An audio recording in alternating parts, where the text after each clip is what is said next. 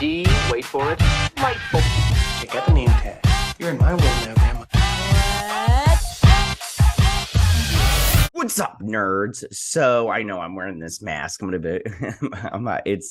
I bought it for my kids, and it was like a Stargirl flash mask, but you like flip it, and I was like, oh, I'm gonna wear that and see how fun it is. I won't wear this whole time, but anyways, so I watched the first episode of Stargirl season 3, and this season's called Frenemies, and I just want to say that I really like this show. I really do. I think that it's very well written. I think that the special effects are done well, and I do like this show. Now, as far as this first episode goes, it was a setup, so it was a little boring. Like there was nothing special about it. There was there was only one fight sequence, and that was at the the tail end and everything. So this episode wasn't bad, but it was very much like, nothing really happened. It was just the setup for the rest of the season with the murdered who? Well, we're about to find out. So I'm gonna real quick take you through this episode and everything, and because I don't want to waste too much of your time. Because I'm a day late. I meant to do this yesterday, but whatever. Kids, they get in the way. But don't worry, my son's gonna be in school, and I'll be able to hopefully be on time with stuff. Anyways, all right. Before I get started on this breakdown, though, I just want to say that if you like what I do here and you enjoy independent content here on YouTube, please consider subscribing to my channel. YouTube is always changing up their algorithm, and small channels like mine, we always get shoved to the back of the line. So please, I say you like, share, and subscribe, and I thank you in advance. So now that I'm done with that, let's start on this episode. So it starts off with a little montage of the town. Very beautiful town, Blue Valley. And so then we see all of our characters. There's Jakeem delivering papers to the Shade, who I didn't realize was going to stick around for this next season. But okay, whatever. He's here. He's here to party. That's cool. And the Thunderbolt comes out and everything. Beth's parents turn real freaking annoying when they find out she's a superhero. Like, really annoying. Like, I don't like them. Like, before I liked her parents and I didn't like Beth. Now I don't like her parents and I like Beth. Like, man, they obviously went. Courtney obviously went camping and everything, and they're on their way home. Or they went to Yellowstone Park. Sorry, and the Gambler is back. Which I was like, personally, I was like, I really didn't like the Gambler from the first season. Sorry, I need some coffee. It's early for me. But I was like, you know what? It doesn't matter. It's fine. They can bring him back. And then Sylvester is cleaning their house and repairing stuff. So like he repaired this thing, because remember last season it got destroyed by Green Lantern. And so then he's like, yeah. So then he goes down to the basement and she's like, oh my God, you did so much down here. And she's like, where's the staff's case? And he's all like, I made it a glass, holder case or whatever, a display case. And she's like, great, and everything. And she's like, you came back for the staff. And he's like, no. He's like, the staff chose you. I don't want to be Starman anymore. And I'm all like, what? You don't want to be a superhero anymore? I mean, I get it. Some people wouldn't want to be a superhero, but man, I'd jump on that superhero bandwagon right away. But so they have this little heart to heart, and he's like, no, I'm no longer Starman. The staff is yours. The staff chose you. Is this daunting? This is the thing. I don't know if this is weird, me wearing this thing. I'm gonna keep it on though. It's kind of fun. Remember when you were a kid and you used to wear this crap when you got it from like a fast food? It was from McDonald's or Burger King or something like that. It's yeah. Anyways, so then she's talking to him and she's like, I don't know what we're gonna do. He's here and everything, and the neighbors are villains. Are trying to be good, and she's like, so they go inside, and she's like, we need to keep the door locked because we need to give them a chance. And he's like, we do not need to give them a chance by unlocking our door. Unlocking your door is a bad idea, because just because they're trying to be reformed doesn't mean somebody else won't break into your house. This is a bad idea. Courtney's not being smart here. She's all talking about second chances and everything. And they open up the door, and there's the Gambler. Again, he's like, listen, I understand, what happened before was pretty crazy and everything, but I've changed. And they're like, how are we supposed to believe you? And he's like, well, while riding the interwebs, I was able to find a birth certificate, and I found out I have a daughter, Beth or Bethany. I can't remember her name. And I want to be a dad. I want to be a good daddy. And they're like, you're going to be a father. He's like, listen, I don't know if I'm going to be a good father. I just want a chance. And I forgot to grab a screen grab, but it's like like the Matrix. You know, remember the Matrix where you pull back and then you'd like get sucked into the glass of the TV or whatever. It was just like that, and I was like, "What is going on here?" I bet it's his daughter. Or I don't know. I don't know if it's his daughter, but I don't care. You know. But anyways, so then it's early morning, and there's the taskmaster, game master. It's not taskmaster, it's like game master or whatever. I don't know, sports master. There we go. He's making him a smoothie, but it's got that wheatgrass in it. Let me just tell you right now, wheatgrass is freaking gross. When I was on my juicing kick and my smoothie kick and everything, everybody's like, "Oh, wheatgrass," and I had that like that. It was looked just like that, a thing of grass in my kitchen. Shit is gross. Do not eat it. Do not drink it. Grass is for animals. Like, it's just no good. Anyways, although somebody told me one time you can eat it when you don't feel good and it'll help your stomach, but I'm all like, I don't know if that's real or not, and I'm not gonna try it. Anyways, so they're talking. He's like, "Oh, when are we gonna get you back on the thing or whatever? We're trying to." I think he talks about, shoot, I don't remember. Anyways, but he's all like, "Hey, just trying to get your dad back into the swing of things and everything." He's like, "Yeah, I'll take you out like I did last time." And he's like, "Yeah, sure you did, Pat." And everything. So sorry. So he leaves. So then back at the diner, this chick is trying to impress the shade with tea for some reason. I'm all like, "Oh, a British guy comes into the town," and she's all like, "Oh, he's so prim and proper," and that's pretty much what everybody thinks. But the tea is gross apparently. And then the gambler goes to visit the shade. He's like, "The gambler, gross," and everything. And he's like, would you mind if I sit down? He's like, "I would," and everything. So he sits down. Oh, my neighbor just saw me. Oh, she probably thinks I'm a big weirdo. Anyways, okay, it's fine. I don't care. She's great.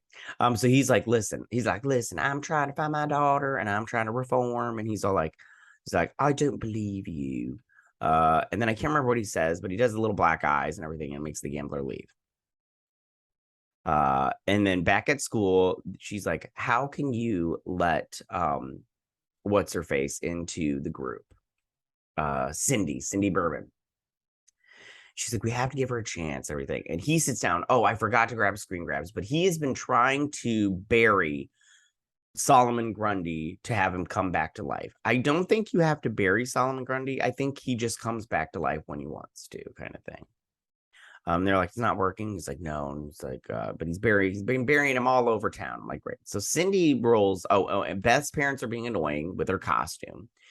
And so Cindy rolls up and she's all like, "So this is the cool table now that I'm sitting here, or this isn't no longer the loser's table." And he's like, "It never was the loser's table." And I'm like, "Yeah, it was never the loser's table." I was like, people just thought they were losers, but I mean, he's really smart. She's really smart.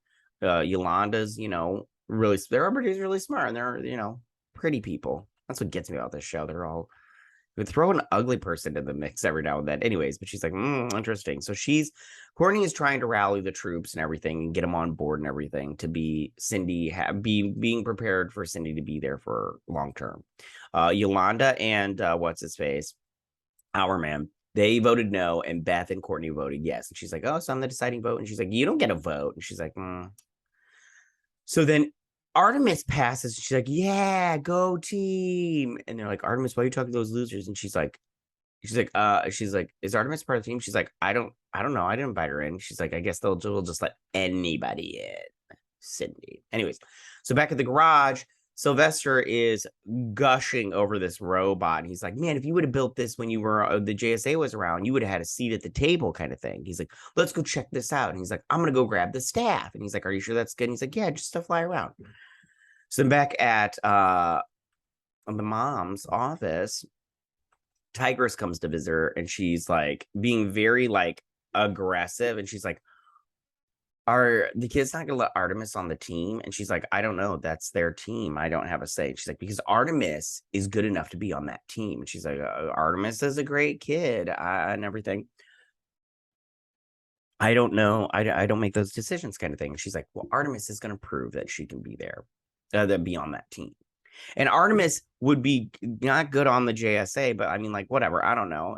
Go start your ISA up again. Come on, guys. Like, do some villainy stuff. Anyways, So the gambler is sitting in a trailer. Ew. That's a picture apparently of his daughter. And he's searching the interwebs and he grabs a gun and he's going to protect himself because he heard some noises outside. And so he throws the gun away into the trash, which I'm like, what are you doing? So up in the clouds, this was a very cool shot, but it was like 2 seconds long. Sylvester and Pat are flying the robot around and they're flying and everything. And they're like, Racia and everything. They end up saving a plane because when they go back to the house, they're like talking how great everything was. And they're like, you took the staff. Courtney's Stargirl now. You're not Starman, remember? He's like, yeah. He's like, I'm really sorry and everything. And but it was just all in good fun. And he's like, no, it's my fault. I'm sorry. I shouldn't have done it. I just wanted to hang out with Pat, kind of thing.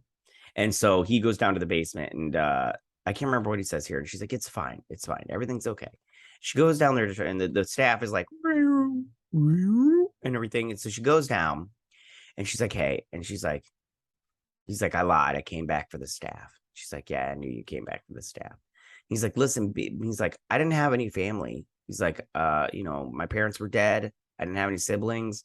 I never got married. I don't have any kids. So all I had was being Starman. And he's all like, so when I died, something happened. He's like, I woke up. Oh no, this was earlier. Sorry, I should have mentioned this earlier, but I'm gonna mention it now. He at one point he talks about how he died and he was in his coffin and he woke up and he dug himself out. And I'm all like, first off, that is like my biggest nightmare. That I die and then they bury me, although they wouldn't do that anymore because they embalm me and everything. But I'm in like the Bork and I'm all like, and everything. That would creep me out so hardcore, like just be like, and everything. So she's like, why don't we do this? She's like, why don't during the day while I'm at school, you be Starman, and then at nighttime I'll be Stargirl, and we'll share the staff. He's like, that sounds like a plan. And I'm all like, no, it doesn't. Sounds like an awful plan. So then she gets a ring. It's Pep. There's crime. And these guys, I can't remember what their name is called, but they were associated with the gambler at one point in time. We find that out later. So like, all right, let's do this attack. And then Artemis jumps over the thing and she just starts wailing on these dudes. And she kicks them and she's like, yeah, 1 for Artemis, 0 for the criminals. And she pets this guy like a weirdo. And Cindy's all about it. She's like, yeah, she took him down and everything. She's like, that's my girl. And the other team members are like, what? We didn't even get a chance. So back at the gambler's trailer, he's all reminiscing about his daughter and he's writing her a letter about how he was never around. And he's sorry about that, but not his fault. Back at the garage, they're trying to figure out where the gambler is, I believe, or that gang, find out about that gang. And Cindy's being a total dick because she's like, this place smells like murder oil. Can't we just go back to my house where we have wine? And they're like, we don't drink. We're not 21. I like what Beth is wearing here. I like this hoodie and then with the Stargirl outfit. I should wear a red hoodie with this. She'll wear it. Anyways. And a blonde wig. I don't know, I have a blonde wig, but I should get one. Be fun. It'd be fun. Anyways, liven these things up a little bit. So then they're all like, Cindy's like, I'm gonna leave because she's being an asshole. And they're like, why'd you invite her here? Second chances, guys. So then back at their house, these two are reminiscing. I can't remember what they talked about. I really can't. It doesn't even matter. It doesn't even matter. Anyways, then back, the gambler finishes his letter, which looked like it was sun up when he started the letter. Now it's sundown. And this letter is like only like a paragraph long. I'm like, what's going on here, dude? And he gets a thing where it's all these video things of people's houses. Like, why is there a video camera there? Why don't they have just a Ring doorbell or something, or a Harlow or whatever they're called? Anyways, so he goes outside, he grabs his gun, he goes outside, and he's tapping on this thing, and then he gets attacked. And then they go to do it, but they hear a gunshot, and they run over, and there's Cindy, and she's got the gun, and she's like, I didn't do it. But of course she didn't. Look at that damage.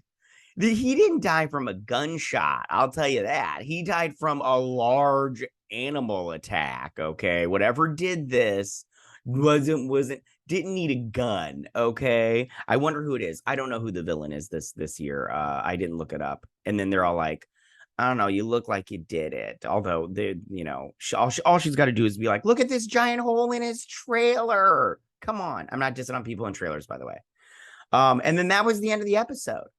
Like I said, this was a good episode, but it was like nothing happened really that you need to like jump up and like get all crazy excited for.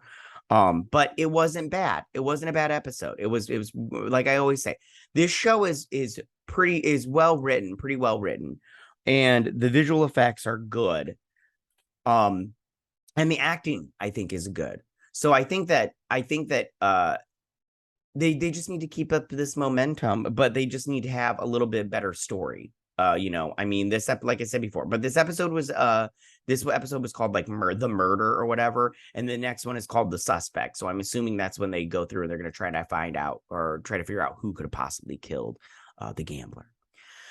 All right, you guys, that is my breakdown and review. I hope it wasn't too long for you. I'm trying to shorten these things, but I want to talk about what happened in the episode, and somebody talk to me about this, and they say these breakdowns are too long, and I'm trying to figure out how to do it to where you guys will like it and stuff. So I'll figure it out.